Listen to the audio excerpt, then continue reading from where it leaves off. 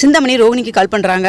ரோகிணிக்கு ரொம்ப நேரமாக கால் போயிட்டே இருக்குது, எடுக்கவே மாட்டேங்கிறாங்க. என்ன இந்த பொண்ணு நம்மளை சிக்கலில் மாட்டி விட்டுட்டு இப்போ வந்து ஃபோன் எடுக்காமல் இருக்குது அப்படிங்கிற மாதிரி சொல்லிட்டு நினச்சிட்டு இருக்காரு. அப்படி திரும்பவும் கால் பண்ணுறாங்க. கால் பண்ண வந்துட்டு எடுக்கவே மாட்டேங்கிறாங்க. சரி ஓகே, இது வேறு வழியே இல்லை, நம்ம மாஸ்டர் வீட்டுக்கு நேராக போய் அந்த பொண்ணை பாத்திர வேண்டியதான்னு சொல்லிட்டு வீட்டுக்கு கிளம்பி போகிறாங்க. அங்கே வந்தோன்னே வந்துட்டு என்ன சிந்தாமணி திடீர்னு இங்கே வந்திருக்கீங்க அப்படின்னு சொல்லிட்டு விஜய் ஷாக்காகி கேட்குறாங்க. உங்கள் மருமக எங்கே அப்படின்னு சொல்லி கேட்குறாங்க. எந்த மருமகளை கேட்குறீங்க அப்படின்னு சொல்லி கேட்குறாங்க. ரோகிணி தான் நான் கேட்குறேன் அப்படின்னு சொல்கிறாங்க. ஏன் என்னாச்சுங்க? அதான் அன்றைக்கி ஏதோ பூ ஆர்டர் கொடுக்குறேன்னு சொன்னாலே என்னாச்சு அப்படின்னு சொல்லி கேட்குறாங்க. பூ ஆர்டரும் கொடுத்தாங்க, அதோட சேர்ந்து எனக்கு இம்சையும் சேர்த்து கொடுத்துட்டாங்க அப்படின்னு சொல்கிறாங்க. ஏன் என்னாச்சு, ஒரு மாதிரி டென்ஷனாக இருக்கீங்க அப்படின்னு சொல்லி. எங்கெங்க அந்த பொண்ணு அப்படின்னு சொல்லி கேட்குறாங்க. உள்ள ரூமில் தான் இருக்கா அப்படின்னு சொல்லிட்டு உடனே வந்துட்டு கூப்பிட்றாங்க. ஏமா எத்தனை தடவை கால் பண்ணுறேன், எடுக்க மாட்டியா, நீ ஃபோன் எடுக்கலிங்காட்டி நேரிலே நான் கிளம்பி வந்திருக்கேன் பாரு அப்படின்னு சொல்கிறாங்க. என்னாச்சுங்க ஆண்டி அப்படின்னு சொல்கிறாங்க.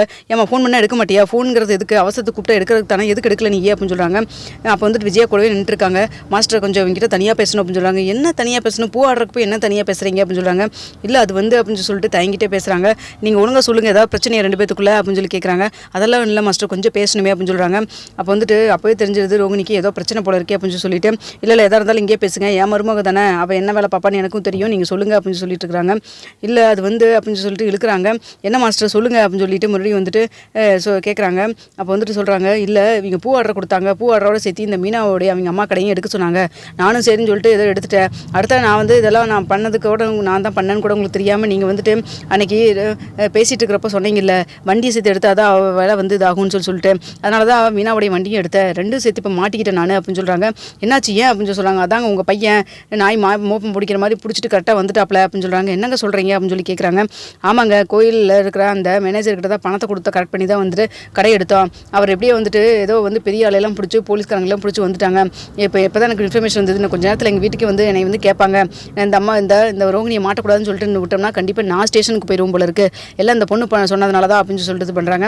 அடி பாவி, இப்படிலாம் நீ பண்ணி வச்சியா அப்படின்னு சொல்லிட்டு ரொம்ப வந்து கோவமாக வந்துட்டு ரோகிணியை வந்து விஜயா கேட்குறாங்க. என்ன பண்ண சொல்கிறீங்க ஆண்டி அப்படின்னு சொல்கிறாங்க. அப்போ வந்துட்டு ஆமாம், நீ பண்ண வேலைக்கெல்லாம் உன்னை எல்லாம் வீட்டுக்குள்ளே வச்சுக்கிறதே தப்பு, என்ன திரும்ப திரும்ப இப்படி அடியால் கணக்காக வேலை பார்த்துட்டு இருக்கிற நீ அப்படின்னு சொல்கிறாங்க. இல்லை ஆண்டி அது வந்து அப்படின்னு சொல்லி தயங்குறாங்க. இதை பார்த்துட்டு இங்கே பாரு, இந்த விஷயம் மட்டும் வந்துட்டு உங்கள் மாமாவுக்கு தெரிஞ்சதுன்னா அவ்வளோதான், உன்னை கழுத்து பிடிச்சி வெளில தள்ளிடுவார், உன்னை எல்லாம் வந்து வீட்டில் எல்லாம் வச்சிருக்கவே முடியாது அப்படின்னு சொல்லி பேசிட்டுக்கிறப்ப வந்துட்டு கரெக்டாக வந்துட்டு மீனா வந்து கால் பண்ணுறாங்க. ரோகிணிக்கு கால் பண்ணுறத பார்த்தோன்னா ஐயோ தெரிஞ்சு தான் கால் பண்ணுறாளோ என்னமோ தெரியலையே அப்படின்னு சொல்லிட்டு பண்ணுறாங்க. அப்போ வந்துட்டு சொல்கிறாங்க, போச்சு நான் போய் செமையாக மாட்ட போகிறேன், எங்கே பாருமா ரோகிணி மாட்டினா கண்டிப்பாக நீ தான் காரணம் நான் சொல்லிடுவேன் அப்படின்னு சொல்கிறாங்க. எங்க ஆண்டி அன்றைக்கி நீங்கள் சொன்னீங்க எந்த பிரச்சனை வந்தாலும் என் பேர் வந்து வெளியே வருமோ ஒன்று உங்கள் பேர் வெளில வராதுன்னு சொன்னேன், இப்போ வந்துட்டு இப்படி பண்ணுறீங்களே அப்படின்னு சொல்கிறாங்க. ஏமா நான் எதுவும் இது மாதிரிலாம் போலீஸ் ஸ்டேஷன் கம்ப்ளைண்ட் போகும்னு நான் கண்டனா, அது மட்டும் இல்லாமல் மீனாவுடைய தங்கச்சி வீட்டுக்காரும் வந்துட்டு போலீஸ் ஸ்டேஷனில் தான் வேலை பார்த்துட்டு இருக்காருன்னு கேள்விப்பட்டேன், தேவையில்லாமல் சிக்கலை கொண்டு போய் மாட்டி விட்டியம்மா, எனக்கு உங்களோட பூ ஆர்டர் வேண்டாம் ஒன்றும் வேண்டாம், வந்தாங்கன்னா நான் கை காமிச்சிடுவேன் அப்படின்னு சொல்லிட்டு ரொம்ப கோவமாக பேசிட்டு போயிடுறாங்க. அடுத்து அங்கே விஜய் வந்துட்டு ரோகிணிகிட்ட என்னடி வேலை பார்த்து வச்சுக்கிறேன் நீ அப்படின்னு சொல்கிறாங்க. ஆண்டி நானே என்ன பண்ணுறேன்னு தெரியல அப்படின்னு சொல்கிறாங்க. நீ இப்போ என்ன வேலைக்கெல்லாம் ஸ்டேஷனில் போய் கம்பி என்ன தான் உனக்கெல்லாம் புத்தி வரும் அப்படின்னு சொல்லிட்டு இருக்காங்க. பேசிட்டு இருக்க போய் கரெக்டாக முத்துவும் மீனாவும் ரொம்ப கோவமாக வராங்க. அப்போ வந்துட்டு சொல்கிறாங்க, என்ன பார்லரம்மா பண்ண வேண்டிய வேலையெல்லாம் ரொம்ப செமையாக வந்து ஸ்கெட்ச் போட்டு பண்ணியிருப்ப போல இருக்குது, வீட்டுக்குள்ளே இனிமேல் நம்ம என்ன பண்ணுறது ஏது பண்ணுறது, இனிமேல் வந்து வெளியில் கூட பேச முடியாத அளவுக்கு இருக்கும் போல இருக்குது அப்படின்னு சொல்கிறாங்க. இல்லை அது வந்து அப்படின்னு சொல்கிறாங்க. அப்போ வந்து சொல்லிட்டு இருக்கிறாங்க, இனிமேல் வந்துட்டு உங்களையெல்லாம் விட்டு வச்சிருக்க கூடாது அப்படின்னு சொல்லி பேசிக்கிறப்ப அண்ணாமலை வராரு. அண்ணாமலை கேட்குறாரு, ஏன்டா என்னடா பிரச்சனை அப்படின்னு சொல்லிட்டு. இல்லைப்பா எங்கே பாருங்க தான் இந்த ரோகிணி தான்ப்பா இந்த பார்லரம்மா தான் இத்தனை வேலையும் பண்ணியிருக்குது, மீனாவுடைய கடை எடுத்ததுக்கு இதுதான் காரணம், மீனாவுடைய வண்டி தூக்குனதுக்கு இதுதான்ப்பா காரணம் அப்படின்னு சொல்லிட்டு இருக்கிறாங்க. மீனா வண்டி தூக்குறதுக்குள்ள எனக்கு சம்மந்தம் கிடையாது, அது ஆன்டி பண்ண வேலை அப்படின்னு சொல்கிறாங்க. நான் என்னடி பண்ண போகிற போக்கில் என்னை கொத்து விட்றேன் அப்படின்னு சொல்லிட்டு இருக்கிறாங்க. ஆமாம் நானும் கேள்விப்பட்டேன், ஆமாம் நீங்கள் தான் வந்துட்டு மீனாவுடைய பூ வண்டியை தூக்கணும்னா வந்து சிந்தாமணிக்கு ரொம்ப ஹெல்ப்பாக இருக்குன்னு சொல்லி பேசிட்டு இருந்திருப்ப போல இருக்குது, அதுக்கப்புறம் தான் அந்த வேலையை பார்த்துருக்குது அப்படின்னு சொல்லிட்டு இருக்கிறாங்க. இதை பார்த்துட்டு அப்போ எல்லாரும் கூட்டாக சேர்ந்து வந்துட்டு மீனா அழியணும்னு நினைக்கிறாங்க. மீனா அப்படி என்ன பண்ணிட்டா, அந்த வீட்டுக்காக எல்லாத்துக்கும் நல்லது தான் நினச்சா, அது மட்டும் இல்லாமல் வீட்டில் இருக்கவங்களுக்கெல்லாம் நேரத்துக்கு சாப்பாடு செஞ்சு போட்டு இது பண்ணால் எல்லாத்துக்கு சாப்பாடு சாப்பிட்டு எல்லாம் கொழுப்பேறி போயிடுச்சு போல இருக்குது அப்படிங்கிற மாதிரி முத்து ரொம்ப கோவமாக பேசுகிறாங்க. அப்போ இங்கே பாருங்கப்பா, இந்த இடத்துல வந்துட்டு இந்த பார்லரம்மாக்கு பதில் வேறு யாராவது இருந்தாங்கன்னா இந்நேரம் நடக்கிறதே வேறு அப்படின்னு சொல்லிட்டு இருக்காங்க. ஆமாம் நீ சொல்கிறது எனக்கு புரியுதுப்பா, ஆனால் வந்துட்டு இப்போ என்ன பண்ணுறது எனக்கு ஒன்றுமே புரியல, ஆனால் ரோகிணி நீ இப்படிலாம் பண்ணுவேன்னு நினைக்கவே இல்லை அப்படின்னு சொல்லி ரொம்ப கோவமாக பேசிட்டு இருக்கிறாங்க. அப்போ அருண் வந்து ஸ்டேஷன்லேருந்து போலீஸ் எல்லாம் கூட்டிகிட்டு வந்துடுறாங்க. அப்போ வந்துட்டு அருண் சொல்கிறாங்க, இனிமேல் வந்துட்டு இவங்களெல்லாம் இங்கே வச்சிருக்கூடாது, ஸ்டேஷனுக்கு கூட்டிகிட்டு போய் தாங்க விசாரிக்கணும் அப்படின்னு சொல்கிறாங்க. ஸ்டேஷனுக்கு அப்படின்னு சொல்லிட்டு மீனா வந்துட்டு கேட்குறாங்க. ஆமாங்க எப்படிங்க இப்போ இது பண்ண முடியும், அத்தைகிட்ட சொல்லி ஸ்டேஷனில் கம்ப்ளைண்ட் கொடுக்க சொல்லியாச்சு, அது மட்டும் இல்லாமல் சிந்தாமணி ஆல்ரெடி அழைச்சிட்டு போயாச்சு, இவங்களை கூட்டிகிட்டு போய் ஆகணும், வேறு வழி இல்லை அப்படின்னு சொல்லிட்டு இருக்கிறாங்க. அப்போ வந்துட்டு சொல்கிறாங்க, மனோஜ் அத்தை வந்துடுறாரு, எதுக்கு இவ்வளோ கூட்டு போகணும், அதெல்லாம் கூட்டு போக வேண்டாம் அப்படின்னு சொல்லிட்டு இருக்கிறாங்க. அதுக்காக நீங்கள் கூட நீங்கள் வந்துடுறீங்களா அப்படின்னு சொல்கிறாங்க. அப்போ விஜயா சொல்கிறாங்க, ஏன்டா இவ பண்ண தப்புக்கு இவ போகாமல் நீ போவையாடா அப்படின்னு சொல்லி பேசிட்டு இருக்கிறாங்க. அப்போ அம்மா இல்லைம்மா அது வந்து அப்படின்னு சொல்லிட்டு இருக்கிறாங்க.